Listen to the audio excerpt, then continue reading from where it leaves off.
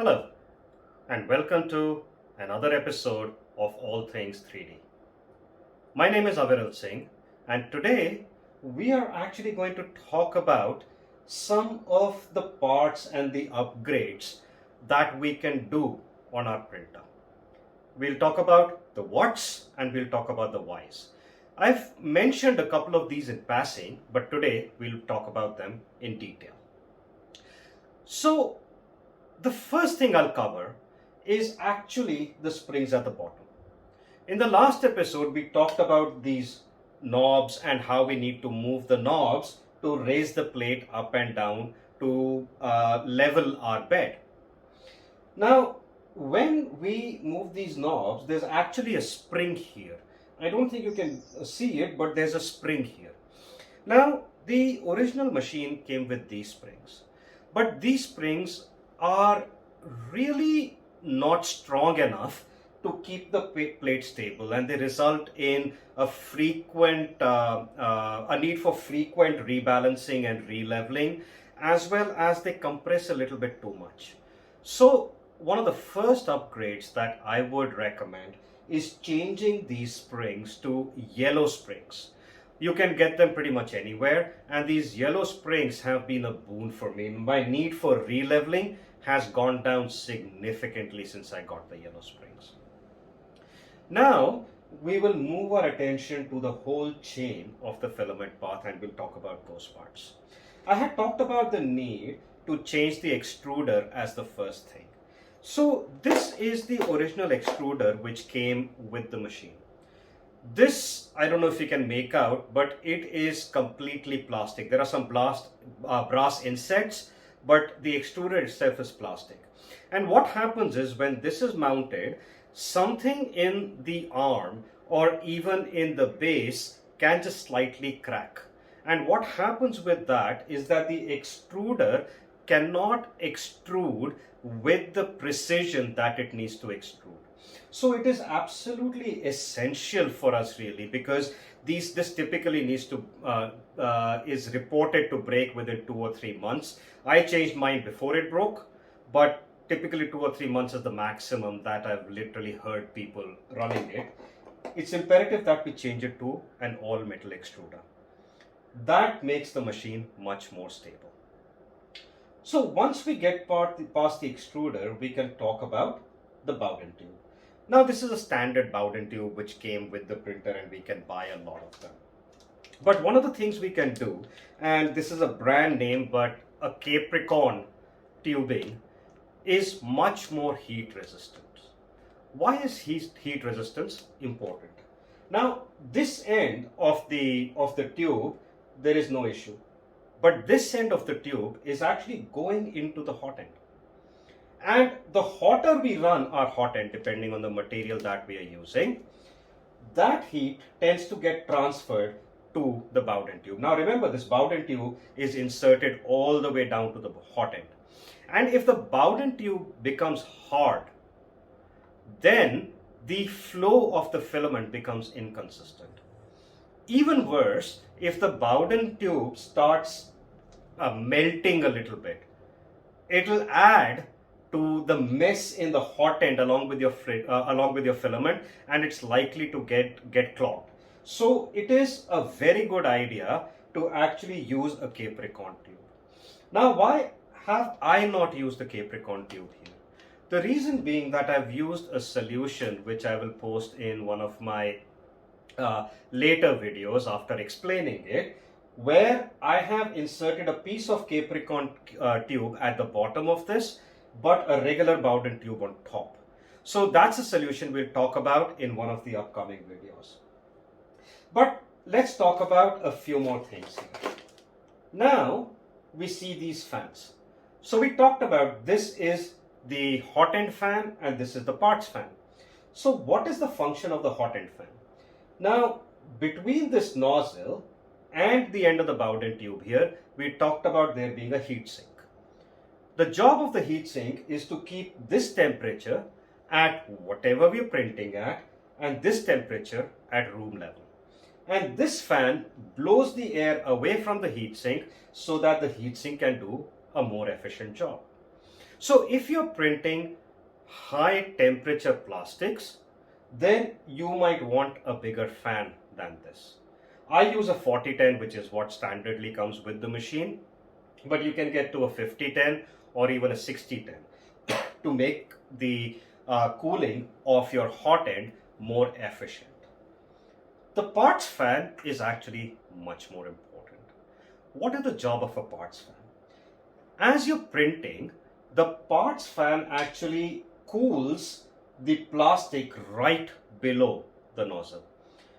What that allows us to do is create a strand of plastic without anything underneath. This is actually called bridging. So the distance between here and here has been bridged by this single strand of plastic. Now, if the plastic is still liquid and is not really solidified, this bridge cannot be printed as long. So the better your cooling is with the parts fan, the longer bridging you can do. So this parts fan again is a 4010. There are a lot of printers who recommend using at least a 5010 for your parts fan. Now that brings different challenges, but that is one of the things people recommend. I haven't upgraded yet. I am happy with what I need to do, but when I need to do something more challenging, I will definitely need to look into upgrading my parts fan. Now, the other thing I want to talk about is the fan cover or the hot end cover. This is the original cover that came with the printer. The fans were installed inside it and used to blow similar to the fans here.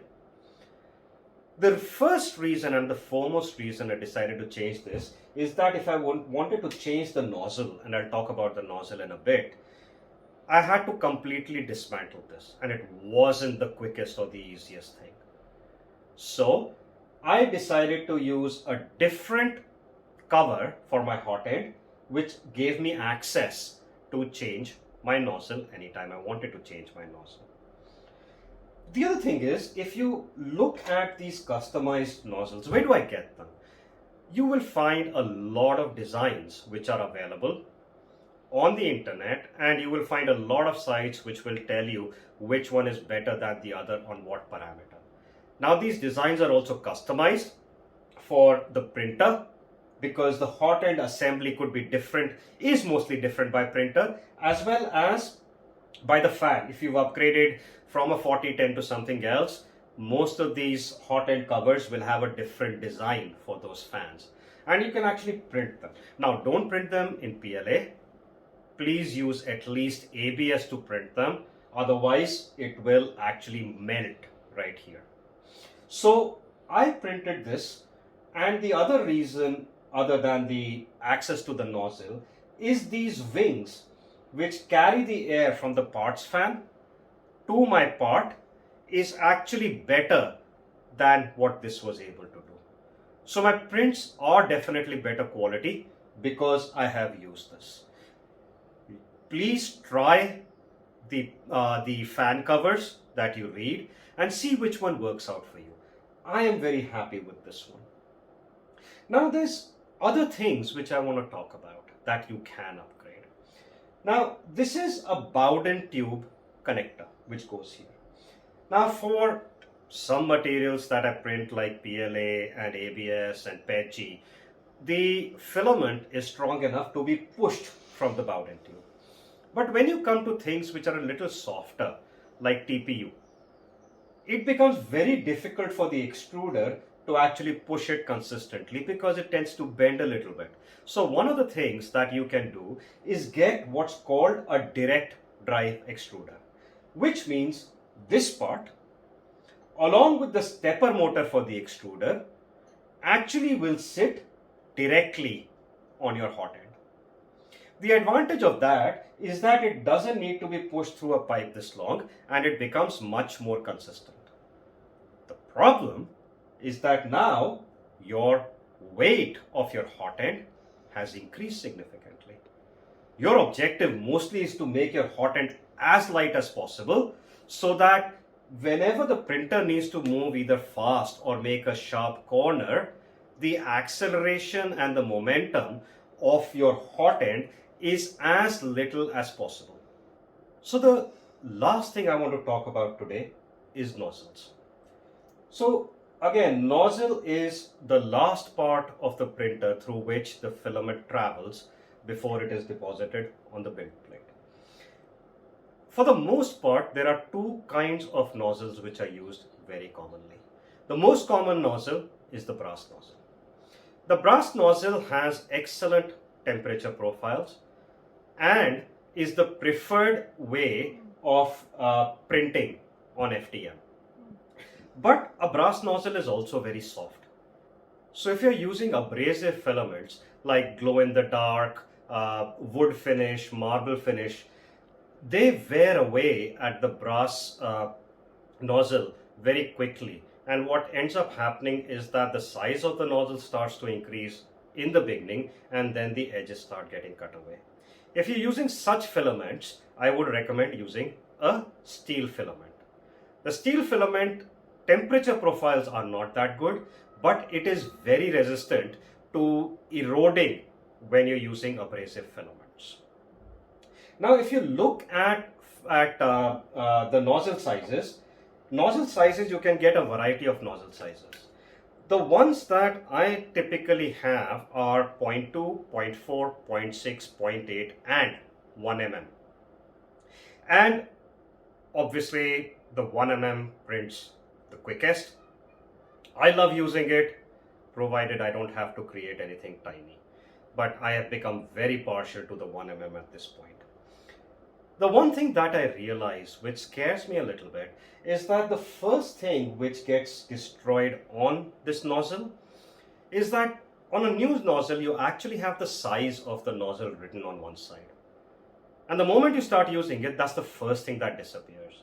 So for that, I actually created this storage box where the moment the moment I actually take a nozzle out of the machine, I place it in the right size so I know which nozzle is what size.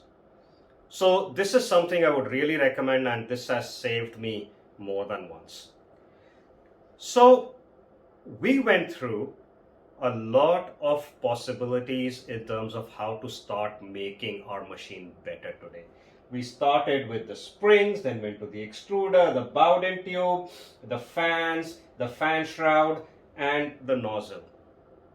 And we also talked about we could use a direct drive.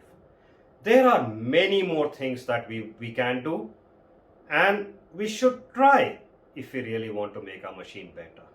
And we'll talk about them in some of the coming episodes. So thank you for joining us today, and see you on the next episode of All Things 3D.